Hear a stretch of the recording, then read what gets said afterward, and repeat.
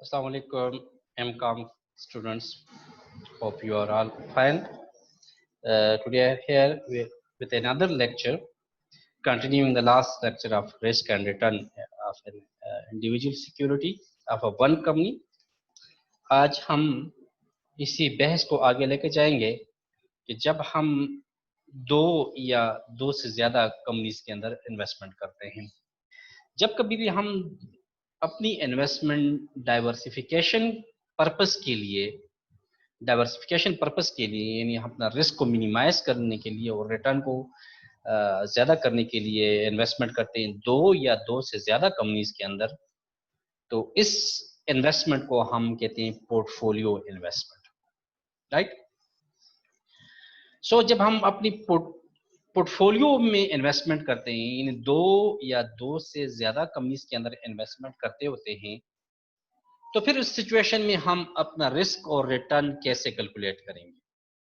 आज हमारा जो बहस रहेगी इंशाल्लाह इसी पॉइंट पे रहेगी कि हम दो या दो से ज्यादा कंपनीज के अंदर इन्वेस्टमेंट का रिस्क और रिटर्न कैसे कैलकुलेट करेंगे। थोड़ा सा इंतजार करते लेंगे, जिसके बाद हम फौरी तौर पर अपनी स्लाइड्स पे जाके इसको डिस्कस करेंगे जब तक क्लासरूम में सारे लोग एंटर हो जाएं। एनी हाउ, कल मैंने एक क्वेश्चन दिया था आपको एक क्वेश्चन दिया था कि आपने एक कंपनी का रिस्क और रिटर्न कैलकुलेट करें। वो एब्सोल्यूट रिटर्न था, उसमें प्रोबेबिलिटी डिस्ट्रीब्यूशन नहीं थी।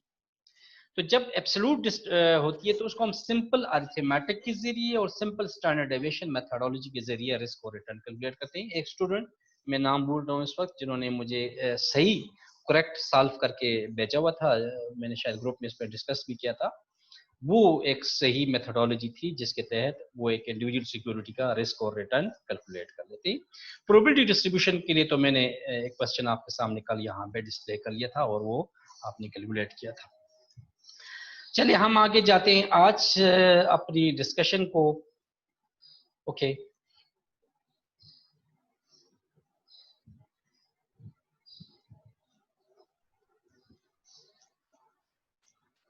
Determining the portfolio expected return and expected risk.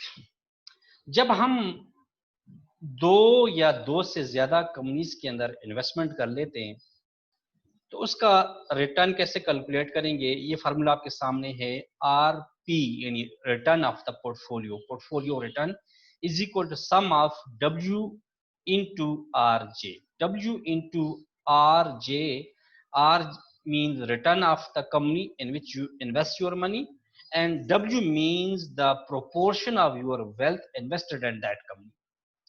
For example मैं आपको आसानी से समझा दूं कि आपके पास 1 लाख रुपए की इन्वेस्टमेंट है, आप इसके दो हिस्से बनाते हैं।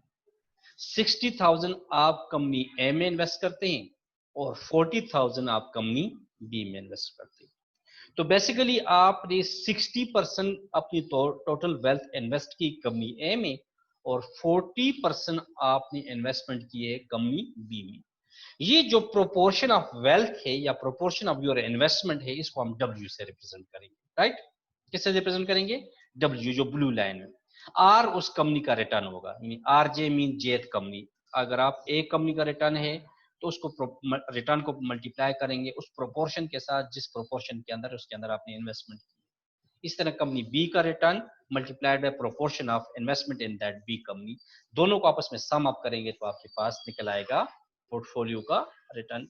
ये कोई इतना कॉम्प्लिकेटेड प्रोसेस नहीं है, जस्ट आपने वेटेड मीन मालूम करना है। क्या मालूम करना है? वेटेड मीन, यानी जिस कंपनी का रिटर्न है उसको मल्टीप्लाई करेंगे उसके अंदर proportionate investment, proportion of wealth you put in that company, that share, that company of your total wealth. So इसको तो हम बिल्कुल सिंपल सी कैलकुलेट कर लेंगे। इसका रिस्क भी हम बहुत आसानी से कैलकुलेट कर लेते हैं। रिस्क कैसे कैलकुलेट करेंगे? Sum of W J into W K into covariance between J and K, इन दोनों को आपस में आप मल्टीप्लाई करके अंडर रूट ले लेंगे तो हमारे पास निकल आएगा रिस्क ऑफ द पोर्टफोलियो या standard deviation of the portfolio. Standard deviation of the portfolio जो डिटरमिन करता है वो रिस्क को ही मेजर करता है कि उस कंपनी के अंदर रिस्क का लेवल क्या होगा। ये कोवेरियंस कैसे मालूम करते हैं? कोवेरियंस बिटवीन जे एंड के कुछ भी नहीं है, standard deviation of J company multiplied by standard deviation of के कंपनी, इन दोनों को मल्टीप्लाई, को relation between J and K company. अब स्टैंडर्ड डेविएशन जे कंपनी कैसे निकालते हैं? जैसे हमने कल आपने एक इंडिविजुअल कंपनी का निकाला, जो मैंने आपको होम असाइनमेंट दी थी, आपने उस वहां पे रिस्क निकाला था, जिस तरीके से वो सिग्मा आपने निकाला था, रिस्क निकाला, सेम यहाँ पर आप इंडिविजुअल कंपनी जे के लिए निकाल दें। इसी तरीके से आप के कंपनी के लिए भी रिस्क यानी सिग्मा मालूम कर लेंगे। और कोरिलेशन कोफिशिएंट जो स्टैटिस्टिकली हम मालूम करते होते हैं, covariance divided by variance of the both companies, उस तरीके से जो हम स्टैटिस्टिक्स में निकालते हैं उस तरीके से निकाल देंगे। इन तीनों वैल्यूज को आपस में मल्टीप्लाई कर लेंगे, यानी standard risk of the J company multiplied by risk of the K company multiplied by correlation between J and K company, right. ये तीन वैल्यूज आ जाएंगी, इन तीन वैल्यूज को आपस में मल्टीप्लाई करेंगे तो हमारे पास निकल आता है covariance between J and K company. यही जो कोवेरियंस है इस हम वहां पे स्टैंडर्ड डेविएशन के फार्मूले में पुट कर लेंगे यहाँ पर, और इससे डब्ल्यू जे और डब्ल्यू के को मल्टीप्लाई करके इसका स्टैंडर्ड डेविएशन ले लेंगे, तो इससे हमारे पास पोर्टफोलियो का रिस्क निकल आएगा। ओके, कोरिलेशन कोफिशिएंट की जो वैल्यू होती है ये -1 से जाकर +1, यानी मिनिमम ये -1 होती है और मैक्सिमम +1 होती है और 0 तक जाती है। समवट बिटवीन 0 to -1 वैल्यू होती है, 0 to +1 की वैल्यू होती है, राइट। -1 की अगर कोरिलेशन कोफिशिएंट आ जाए तो उसको मतलब परफेक्टली नेगेटिव कोरिलेशन। क्या मतलब? परफेक्ट नेगेटिव कोरिलेशन का मतलब है कि एक कंपनी के शेयर की प्राइस ऊपर जा रही है तो उसी प्रोपोर्शन में दूसरी कंपनी की शेयर की प्राइसेस नीचे जाएगी। अगर इस कंपनी की शेयर की प्राइस नीचे जाएगी तो इस कंपनी की शेयर की प्राइसेस ऊपर जाएगी, राइट राइट। अगर परफेक्ट नेगेटिव कोरिलेशन है, अगर परफेक्ट पॉजिटिव कोरिलेशन है, जो कोरिलेशन की वैल्यू +1 आ जाए, तो इसका मतलब है कि अगर इस कंपनी ए में 100% इजाफा आता है तो कंपनी बी के अंदर भी 100% इजाफा आता है। अगर कंपनी ए में 100% कमी आती है तो कंपनी बी के अंदर भी 100% कमी आती है, यानी उनकी जो मूवमेंट की डायरेक्शन है वो सेम डायरेक्शन पे जा रही है। अगर एक की वैल्यू बढ़ रही है तो दूसरी की भी वैल्यू बढ़ रही है, एक की कम हो रही है तो दूसरी की भी कम हो रही है। और अगर जीरो है, जीरो का मतलब है कि अगर कंपनी में 100% इजाफा आए तो कंपनी बी पर कोई फर्क नहीं पड़ेगा, ये अपनी जगह पे खड़े रहे। ये अगर कंपनी 100% कमी भी आए तो ये बी कंपनी अपनी जगह पे खड़ी रहेगी, इससे कोई फर्क नहीं पड़ेगा। इसका मतलब ये हुआ कि एक कंपनी का अंदर जो चेंज आती है, जो उसकी प्राइसेस में, जो उसकी मार्केट कैपिटलाइजेशन में चेंज आती है, उससे दूसरी कंपनी कोई असर नहीं ले रही, उस पर कोई फर्क नहीं पड़ता। तो अगर ये सिचुएशन बनती है तो इस सूरत में दो कंपनियों के दरमियान कोरिलेशन कोएफिशिएंट निकलेगा 0। लेकिन प्रैक्टिकली मार्केट में ना तो कोरिलेशन कोएफिशिएंट -1 होता है, ना तो +1 होता है, ना कभी 0 होता है। ये समवट बीट्स में कभी प्लस, जैसे -0.45 या +0.56 या +0.30 या -0.25, इस तरह की कोरिलेशन कोएफिशिएंट हमेशा कंपनियों के दरमियान निकलता होता है। बहरहाल जो भी वो कोरिलेशन कोएफिशिएंट निकलेगा उसको हम वहाँ स्टैंडर्ड डेविएशन के फार्मूले में डालेंगे तो हमें स्टैंडर्ड डेविएशन यानी risk of the portfolio calculate हो जाएगा कैसे, राइट। एक न्यूमेरिकल आपके सामने मैंने डिस्प्ले कर दिया, इसको हल कर दिया। आपके पास दो कंपनी है, एक कंपनी सी है, एक कंपनी डी है, राइट। एक कंपनी सी है, एक कंपनी डी है। कंपनी सी की पोजीशन ये है कि इसमें 9% रिटर्न है और 13% इसके अंदर रिस्क है। कंपनी डी ऐसी है, इसमें 8% रिटर्न है और 10.63% इसके अंदर रिस्क है, राइट। इन दोनों का coefficient of variance CV, CV कैसे मालूम करते हैं? Standard deviation divided by return, यानी risk divided by return, risk divided by return. हमने 13.15 को डिवाइड किया 9 पे तो हमारे पास आंसर आया 1.46। इसी तरह 10.6 को डिवाइड किया 8 पर तो हमारे पास 1.33 आ गया, राइट। अगर हम कुछ पैसा अपना हम इस कंपनी में डालें सी में और कुछ पैसे डी में इन्वेस्ट करें तो उससे हमारे पास एक पोर्टफोलियो बन जाती है, उस पोर्टफोलियो का रिटर्न आ जाएगा 8.64। ये कैसे कैलकुलेट हुआ? जो अभी मैंने पिछले फार्मूला डिस्प्ले किया था कि प्रोपोर्शनेट ऑफ वेल्थ को मल्टीप्लाई करेंगे उसके मुताबिक रिटर्न के साथ, और इस तरह प्रोपोर्शन ऑफ वेल्थ को कंपनी डी के अंदर जो मल्टीप्लाई किया, इन दोनों को मल्टीप्लाई करके आपस में हम क्या करेंगे, ऐड कर देंगे, तो उससे हमारे पास पोर्टफोलियो का रिटर्न निकल आएगा। इसी तरह जो स्टैंडर्ड डेविएशन का फार्मूला था उसके अंदर हमने वैल्यूज पुट की तो 10.91% हमारे पास आ गया। अब हुआ क्या, आपने देखा कि हमने कुछ पैसे कंपनी सी में इन्वेस्ट किए, कुछ कंपनी डी में इन्वेस्ट किए, तो हमारे पास ओवरऑल रिटर्न आया 8.64। यानी हमारा रिटर्न क्या हो गया, ज्यादा हो गया, 8% से इंक्रीज हो गया, तकरीबन 9% के करीब करीब चला गया। लेकिन हमारा रिस्क 13% से ड्रॉप होके 10.91 पे आ गया। तो ये पोर्टफोलियो की ब्लेस होती है कि जब आप दो या दो से ज्यादा कंपनीज के अंदर इन्वेस्टमेंट करते हैं तो उससे होता ये है कि आपका रिटर्न इंक्रीज हो जाता है और रिस्क क्या हो जाता है, डिक्रीज हो जाता है।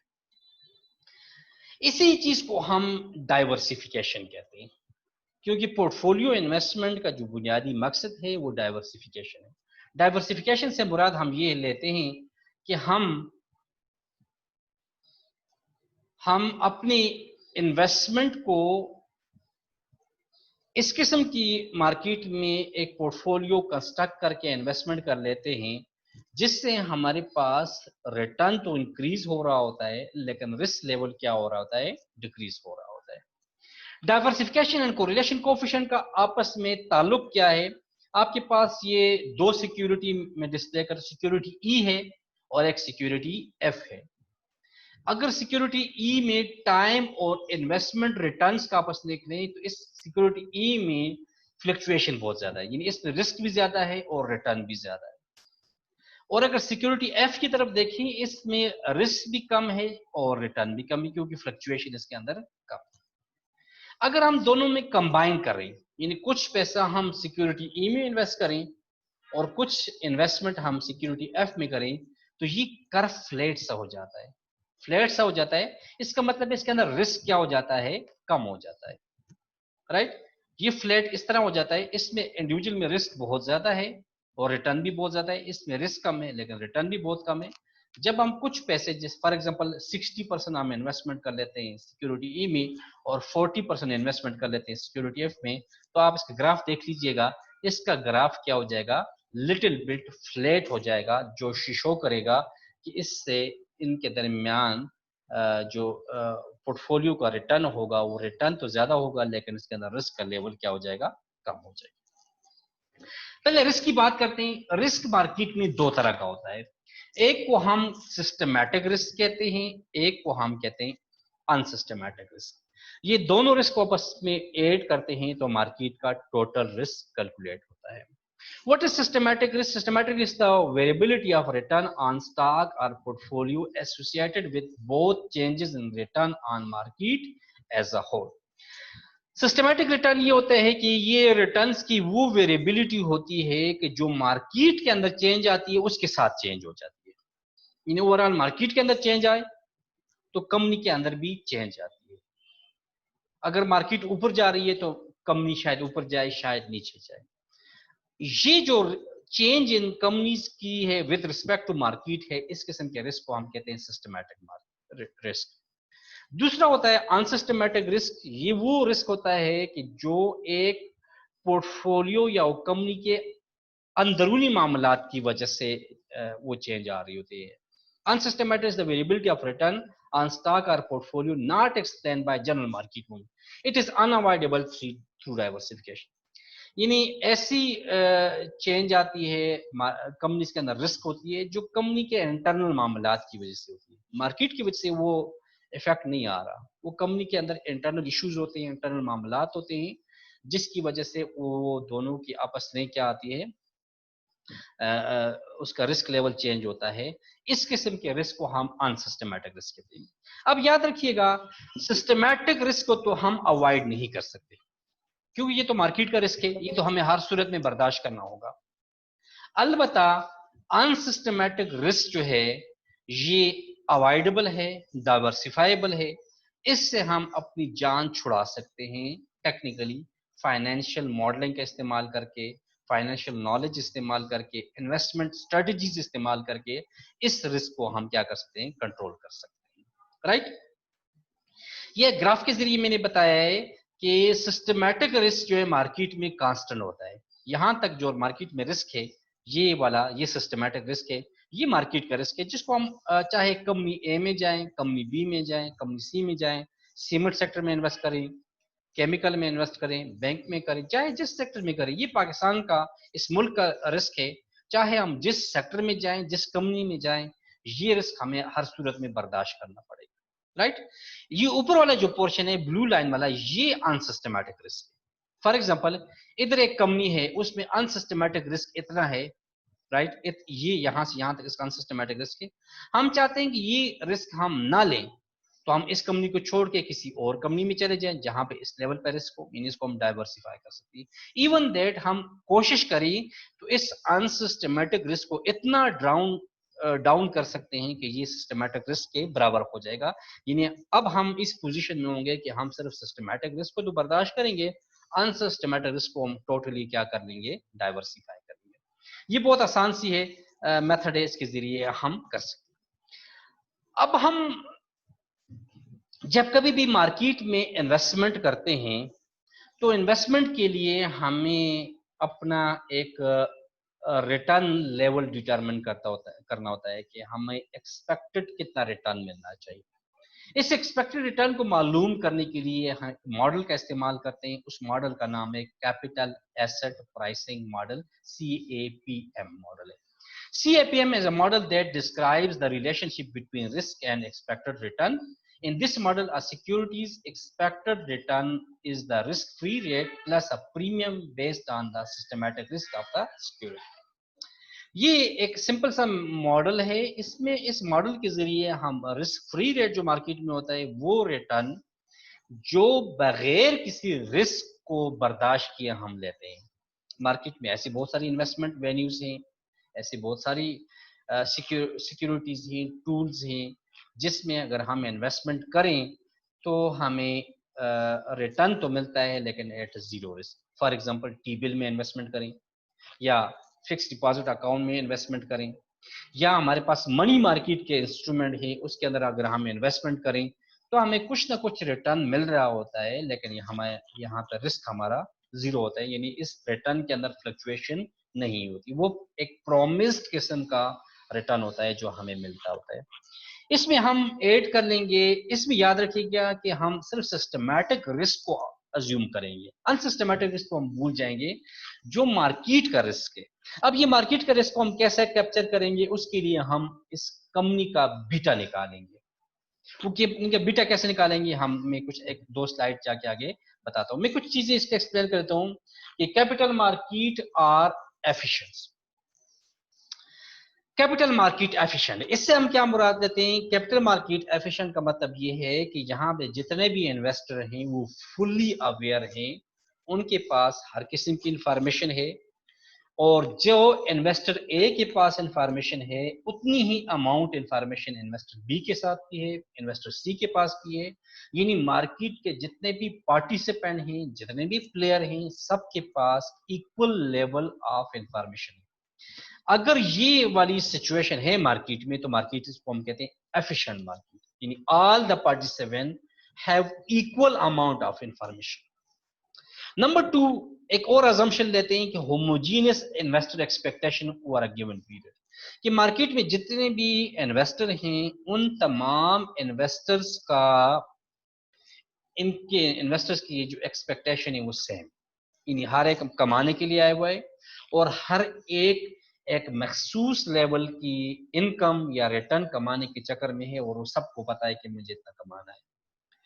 नंबर 3 अजम्पशन ये लेते हैं कि मार्केट में कुछ एसेट ऐसे हैं जिसमें रिस्क फ्री रिटर्न हम कमा सकते हैं, यानी वो जीरो रिस्क के साथ कुछ ना कुछ रिटर्न मालूम होते हैं। अजम्पशन नंबर 4 हम ये जाते हैं market portfolio contain only systematic कि जो मार्केट पोर्टफोलियो हम बनाएंगे उसके अंदर सिर्फ और सिर्फ सिस्टमैटिक रिस्क शामिल होगा, अनसिस्टमैटिक रिस्क शामिल नहीं होगा। ये 2-3 अजम्पशन है जो मैंने आपके सामने कैलकुलेट की। बीटा हम कैसे कैलकुलेट करेंगे, ये आपके सामने मैंने टेबल डिस्प्ले कर दिया। आप 10 पीरियड्स में ले रहा हूं, 1 2 3 से 10 तक। मार्केट का रिटर्न है 9.6%, और जो जिस कंपनी में मैंने इन्वेस्टमेंट की, माई स्टॉक जिसके अंदर मैंने इन्वेस्टमेंट की, वो 12% का है। मार्केट का रिटर्न है -0.5 15.4, और जो मैं जिस कंपनी में मैंने इन्वेस्टमेंट की वो 5%। सिमिलरली ये मार्केट के रिटर्न्स हैं और ये कंपनी के रिटर्न्स हैं। माय स्टॉक से मुराद वो स्टॉक, वो कंपनी जिसके अंदर मैंने इन्वेस्टमेंट की हुई। Got the point? वो सिंपल सी बात को समझिएगा। एक कॉलम में मैंने लिए तमाम के तमाम मार्केट के रिटर्न्स, और दूसरे कॉलम में मैंने ले लिए कंपनी के रिटर्न्स, वो कंपनी जिसके अंदर मैंने इन्वेस्टमेंट की है। अब इस दोनों, इन दो इंफॉर्मेशन से हम बीटा कैसे कैलकुलेट करेंगे? ओके, बीटा कैलकुलेट करने के लिए सिंपली आप इन तमाम रिटर्न्स को आप क्या करेंगे, एक्सेल शीट में पुट कर लेंगे, और एक साइड पे कंपनी का रिटर्न मालूम करेंगे, एक साइड पे मार्केट का रिटर्न मालूम करेंगे, और इनके दरमियान कोवेरियंस मालूम करेंगे। क्या मालूम करेंगे? कोवेरियंस। अब जब कोवेरियंस मालूम करेंगे तो बीटा का फार्मूला है covariance between company and market divided by variance of the market. इन दो चीजें मालूम करेंगे, covariance between market and company, दूसरी चीज मालूम करेंगे वेरियंस ऑफ द कंपनी। सब जो कोवेरियंस को हम वेरियंस में डिवाइड कर देंगे तो हमारे पास क्या निकल आएगा? बीटा ऑफ द कंपनी निकल आएगा। ठीक, इससे क्या निकलेगा? बीटा निकलेगा। तो ये आप एक्सेल शीट में इजीली कर सकेंगे। बीटा क्या चीज है? बीटा बेसिकली सिस्टमैटिक रिस्क की मेजरमेंट है।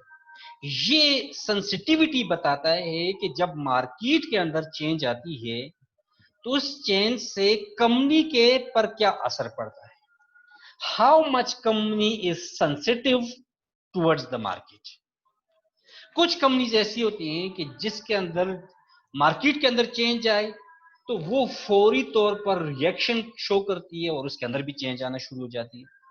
लेकिन कुछ कंपनीज ऐसी होती हैं कि जो लेस रिस्पॉन्सिव होती है मार्केट में, यानी मार्केट में चेंज ज्यादा आती है, फ्लक्चुएशन ज्यादा होती है, लेकिन उसके अंदर जो चेंज होती है वो बहुत स्मॉल किस्म की चेंज होती है, तो बाज़ उसके अंदर चेंज।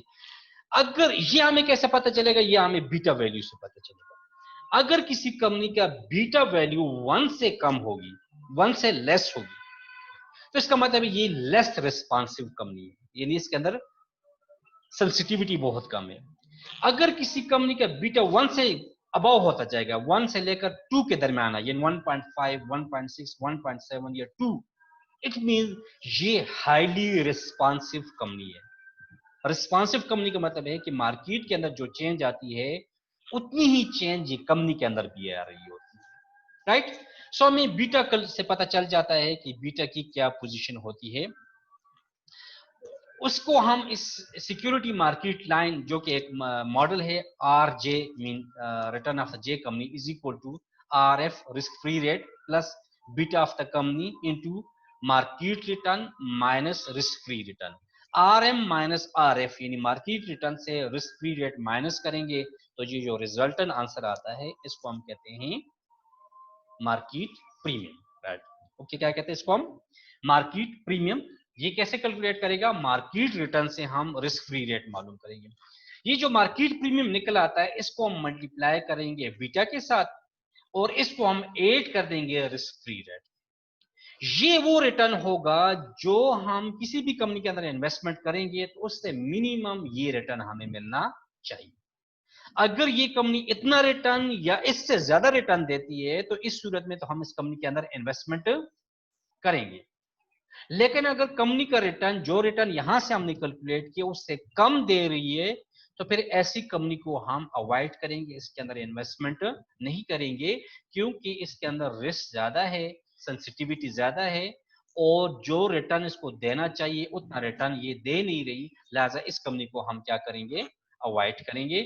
सो ये हमें कैसे पता चलता है, ये हमें पता चलता है कैपिटल एसेट प्राइसिंग मॉडल से कि हमें इस कंपनी के अंदर इन्वेस्टमेंट करनी चाहिए या नहीं करनी चाहिए।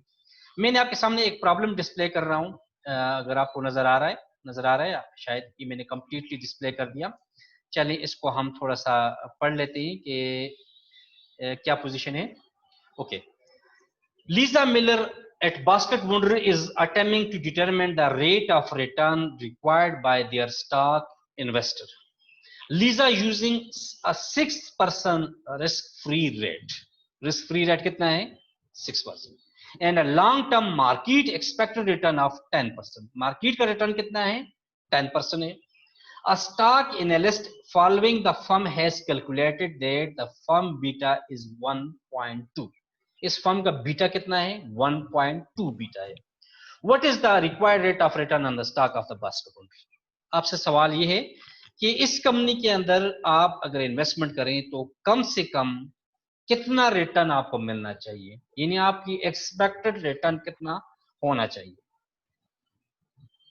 Got the point? समझ गए? चलिए इसको सॉल्व करते हैं। कैपिटल एसेट प्राइसिंग मॉडल आपके सामने मैंने डिस्प्ले कर दिया, R F plus beta into R M minus R F. Beta था 1.2, आर एफ था 6%। सो आर एफ की जगह मैंने 6% पुट कर दिया, बीटा की जगह 1.2 पुट कर दिया, मार्केट का रिटर्न यानी आर एम की जगह 10% पुट कर लिया और आर एफ 6% पुट कर दिया। इस इक्वेशन को सॉल्व करेंगे, 10 माइनस 6 4, 4 मल्टीप्लाइड बाय 1.2 प्लस 6, तो रिजल्ट आया 10.8%। इसका मतलब है जो बास्केट वंडर कंपनी है जिसके अंदर मैंने इन्वेस्टमेंट की है, अगर वो मुझे 10.8% या इससे ज्यादा रिटर्न देती है, इस सूरत में मैं तो इस कंपनी के अंदर इन्वेस्टमेंट करूंगा। लेकिन अगर उसके रिटर्न 10.8 से कम है, यानी 9% है, 8% है या इससे कम है, तो इस सूरत में हम इस कंपनी के अंदर इन्वेस्टमेंट नहीं करेंगे। Got the point? So capital asset pricing model हमें क्या बताता होता है? एक रफ एस्टिमेट बताता होता है कि किसी कंपनी के अंदर हम इन्वेस्टमेंट करें तो वहां से हमें एक्सपेक्टेड रिटर्न कितना मिलना चाहिए। ओके, छोटी सी एक असाइनमेंट यहां पे ले लें। इसी क्वेश्चन को सिर्फ बीटा चेंज करें। पहली दफा ले लें बीटा 1, फिर ले लें 1.4, फिर ले लें 1.8, फिर ले लें 2। कितने बीटा मैंने बता दिए? 4। बीटा कितना ले ले? 1, 1.4, 1.8 और 2। बीटा हर दफा बीटा चेंज करते जाएं, रिटर्न मालूम करते जाएं, देखें आपके पास क्या रिजल्ट निकलता है। इस रिजल्ट पे इंशाल्लाह मैं आपके सामने डिस्कशन करूंगा। Got the point? ये आप शाम तक मुझे करके मुझे आप भेज दीजिएगा, फिर इस पे हम डिस्कशन करेंगे, बल्कि उसे शाम को ही हम डिस्कशन कर लेंगे इस पे कि आपने 4 बीटास के लिए रिटर्न कैलकुलेट करने हैं, 1 के लिए, 1.4 के लिए, 1.8 के लिए और 2 के लिए, जब बीटा की वैल्यू चेंज होती जाएगी। राइट? ओके, अब ये जो रिटर्न आ जाता है, इस रिटर्न का इस्तेमाल हम क्यों करते हैं? इससे हम इंट्रिंसिक प्राइस मालूम करते हैं। किसी भी शेयर की जो इंट्रिंसिक प्राइस होती है वो कैलकुलेट करता हूं। कैसे कैलकुलेट करते हैं? वो जो ग्रोथ मॉडल है उसका इस्तेमाल कर लें, हम डिविडेंड को डिवाइड करेंगे के E minus ji. For example यहां पे हम कह लेते हैं कि एक कंपनी है Lisa Miller, Basket is attempting to determine the intrinsic value of stock. She is using the constant growth model. Lisa estimate that the dividend next period will be $0.5. इस कंपनी के आने वाले साल जो डिविडेंड होगा $0.5 होगा, and the basket will grow at a rate of 5%, 5.8%। उसके अंदर जो ग्रोथ रेट है वो कितना है? 5.8। The stock is currently selling for $15। Market में इस वक्त ये स्टॉक कितने का बिक रहा है? $15 का। ओके, ये तो $15 वो कीमत है जो मार्केट में बिक रही है। क्या ये मुझे खरीदना चाहिए या नहीं खरीदना? क्या ये अंडर वैल्यूड है या ओवर वैल्यूड है या फेयरली वैल्यूड है? तो मैं अपनी प्राइस निकालता हूं। ग्रोथ मॉडल का इस्तेमाल किया मैंने, 0.5 डिवाइडेड बाय के जगह 10.8 मैंने मालूम कर दिया, जी की जगह 5.8 पुट कर लिया, तो आंसर आया $10। यानी मेरे नजदीक इसकी कीमत कितनी होनी चाहिए? $10। और मार्केट में कितने का है? $15। तो क्या हमें बाय करना चाहिए? नहीं, नहीं बाय करना चाहिए बिल्कुल, क्योंकि ये ओवर वैल्यूड है। इसकी कीमत होनी चाहिए $10, जो कि इंट्रिंसिक प्राइस है, जो मेरे जहन में प्राइस बनती है, मेरी माइंड में बनती है, वो $10 बनती है। मार्केट में ये $15 है, तो इसका मतलब ये ओवर वैल्यूड है, तो हम इसको क्या करेंगे? बाय नहीं करेंगे। तो ये वो इस्तेमाल है जो हम कैपिटल एसेट प्राइसिंग मॉडल को इस्तेमाल करके हम इंट्रिंसिक प्राइस को कैलकुलेट करते होते हैं। Any how, thank you. यहां तक आज की मेरी डिस्कशन थी। इन डिस्कशन पर कोई क्वेश्चन कंफ्यूजन है तो मैं सिर्फ आपको 3 मिनट देता हूं, 3 मिनट के अंदर जल्दी जल्दी हम इसको डिस्कस करेंगे। तो जो भी क्वेश्चन आंसर है तो please I can take your question with 3 minutes. जी please unmute your mic and you may put any question to me. Hamza,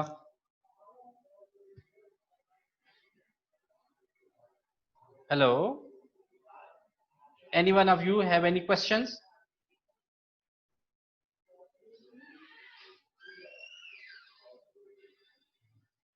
आप सब मुझे सुन रहे हैं? Shake your hand so that मुझे समझ आ जाए कि आपको मेरी आवाज आ रही है। ओके, जी जी, एहसान रहमान, आपने सवाल हाथ रेस किया है, स्क्रीन पे आ जाएं आप।